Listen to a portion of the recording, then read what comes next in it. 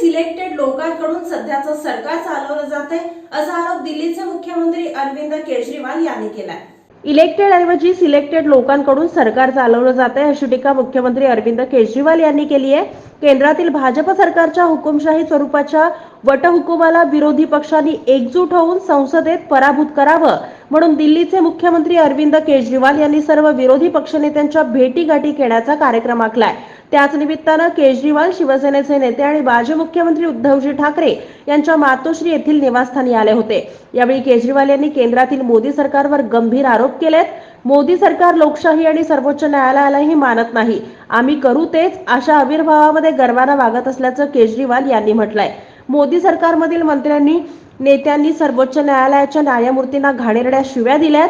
हे लोक न्यायाधीश आणि न्याय व्यवस्थेच्या विरोधात सोशल मीडियावर मोहीम राबवतात। यांचे लोक निवृत्त न्यायाधीशांना देशद्रोही म्हणतात, त्यांचा न्याय व्यवस्थेवर विश्वासच नाही। आता हे म्हणत आहेत की सर्वोच्च न्यायालयाने काहीही निर्णय दिला तरी आम्ही ऐकणार नाही, आम्ही अध्यादेश आणून सर्वोच्च न्यायालयाचे निकाल उलथवून टाकू, अशीच त्यांची भूमिका आहे, अशी टीका केजरीवाल यांनी केली आहे। मुख्यमंत्री अरविंद केजरीवाल यांच्यासह पंजाबचे मुख्यमंत्री भगवंत मान हेही मातोश्रीवर आले होते।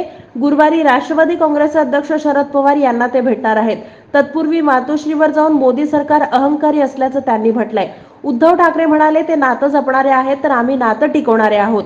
आम्हाला त्यांनी कुटुंबातील सदस्याप्रमाणे मानलं, आम्हीही त्यांच्या समवेतची ही दोस्ती शेवटपर्यंत कायम ठेवू, असं म्हणत अरविंद केजरीवाल यांनी शिवसेना आणि आप एकमेकांचे मित्र असल्याचं म्हटलंय।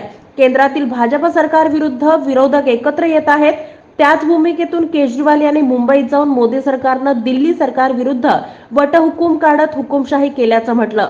तसेच राज्यसभेत या अध्यादेशासंदर्भातील विधेयक मांडलं जाईल तेव्हा शिवसेना याचा विरोध करेल, तसेच आम्हाला समर्थन करेल असं वचन उद्धव ठाकरे यांनी आम्हाला दिलं, असंही केजरीवाल यांनी म्हटलंय। जर हे विधेयक राज्यसभेत मंजूर झालं नाही तर 2024 मध्ये देशात मोदी सरकार येणार नाही, असं भाकीतही केजरीवालांनी केलंय। सबसे पहले मैं आप सब लोगों को शुक्रिया अदा करता हूँ आज यहाँ आने के लिए। मैं उद्धव जी का, उनके पूरे परिवार का और उनकी पार्टी का अपनी तरफ से, अपनी पार्टी की तरफ से और हमारी पूरी टीम की तरफ से, हम जो लोग आए हैं सबकी तरफ से तहे दिल से शुक्रिया अदा करता हूँ। इतना उन्होंने अब हमें अपने परिवार का हिस्सा बना लिया है। तो जैसा उन्होंने कहा, मैं भी उन्हें कहना चाहता हूँ कि हम भी रिश्ता निभाने वालों में हैं। आपके साथ रिश्ता बनाया है तो पूरी ज़िंदगी आपके साथ रिश्ता निभाएंगे, दोस्ती का रिश्ता। Thank you so much for receiving us so warmly. जैसा आप सब लोग जानते हैं कि दिल्ली के लोगों ने बहुत लंबी लड़ाई लड़ी अपने अधिकारों के लिए। जैसे ही दिल्ली में हमारी सरकार बनी 2015 में, हमारी सरकार बनते ही मोदी सरकार ने हमारी सारी शक्तियां छीन ली एक छोटा सा नोटिफिकेशन पारित करके। फरवरी 2015 में सरकार बनी और मई के अंदर 3 महीने में नोटिफिकेशन जारी करके हमारी सारी शक्तियां छीन ली। 8 साल दिल्ली के लोगों ने लड़ाई लड़ी सुप्रीम कोर्ट के अंदर। 8 साल लड़ाई लड़ने के बाद सुप्रीम कोर्ट ने हमारे पक्ष में फैसला दिया। जिस दिन फैसला आया 8 साल की लड़ाई के बाद, उसके 8 दिन के अंदर केंद्र सरकार ने अध्यादेश जारी करके वो सारी शक्तियां वापस छीन ली। तो जनतंत्र के अंदर जनता की चलनी चाहिए कि गवर्नर की चलनी चाहिए, जनता की चलनी चाहिए कि केंद्र की चलनी चाहिए। जनतंत्र में तो चुनी हुई सरकार के पास पावर होनी चाहिए ताकि जनता के जो जनता मांगे वो काम कर सके, जनता के प्रति जवाब दे तो चुनी हुई सरकार होती है। लेकिन उन्होंने सारी शक्तियां छीन ली। इसका मतलब ये साफ साफ ये लोग ये बोल रहे हैं कि हम सुप्रीम कोर्ट को नहीं मानते।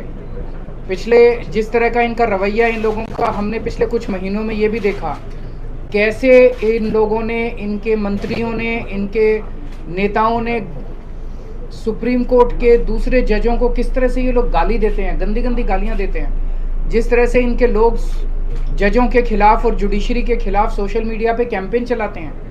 इनके लोग जजेस को, रिटायर्ड जजेस को एंटी नेशनल बोलते हैं। तो इनका जुडिशरी पे इनका कोई वो नहीं है। अब इन्होंने एक मैसेज दे दिया कि सुप्रीम कोर्ट जो मर्जी फैसला दे, हम नहीं मानते, हम ऑर्डिनेंस ला के सुप्रीम कोर्ट के फैसले पलट देंगे। ऐसे हमारा कैसे चलेगा? ऐसे तो हमारा देश नहीं चल सकता। और ये जनतंत्र सुप्रीम कोर्ट को भी नहीं मानते और ये जनतंत्र को भी नहीं मानते। शिवसेना तो सबसे ज़्यादा भुक्तभोगी है। किस तरह से भारी बहुमत से चुनी हुई जनता द्वारा चुनी हुई सरकार को इन्होंने गलत तरीके से सीबीआई से, ईडी से, पैसे से इनके एमएलए को तोड़ के इनकी सरकार गिरा दी। तो अब इनके 3 तरीके हैं बीजेपी के। 3 तरीकों से अगर कोई बीजेपी की सरकार नहीं बनाएगा, किसी राज्य में नहीं बनेगी, तो या तो वो एमएलए खरीद के उसकी सरकार गिरा देंगे, या एमएलए सीबीआई और ईडी का डर दिखा के एमएलए तोड़ के उनकी सरकार गिरा देंगे, और या फिर ऑर्डिनेंस ला के उनकी सारी शक्तियां छीन लेंगे। दिल्ली में यही हुआ, इन्होंने ऑपरेशन लोटस किया, 2-3 बार ऑपरेशन लोटस किया, हमारे एमएलए खरीदने की, तोड़ने की कोशिश की, हमारा एक भी एमएलए नहीं बिका। जब इन्होंने देखा कि इनकी सरकार टूट नहीं रही, इनकी सरकार गिर नहीं रही, तो अब ये ऑर्डिनेंस ला के इन लोगों ने हमारी सारी शक्तियां छीन ली। तो इन लोगों को बहुत ज़्यादा अहंकार हो गया है, और जब किसी आदमी को बहुत अहंकार हो जाता है तो बहुत स्वार्थी हो जाता है वो आदमी। ऐसा व्यक्ति देश नहीं चला सकता जो इतने अहंकार और इतने स्वार्थ के अंदर जीता है। वो फिर देश के बारे में नहीं सोचता, वो केवल ये ऑर्डिनेंस क्या है, ये ऑर्डिनेंस ये है कि सुप्रीम कोर्ट की हिम्मत कैसे हो गई हमारे खिलाफ आदेश देने की, हम देखते हैं। तो ये अहंकार का नतीजा है। अहंकार के अंदर जब आदमी आ जाता है तो फिर कुछ नहीं बचता है।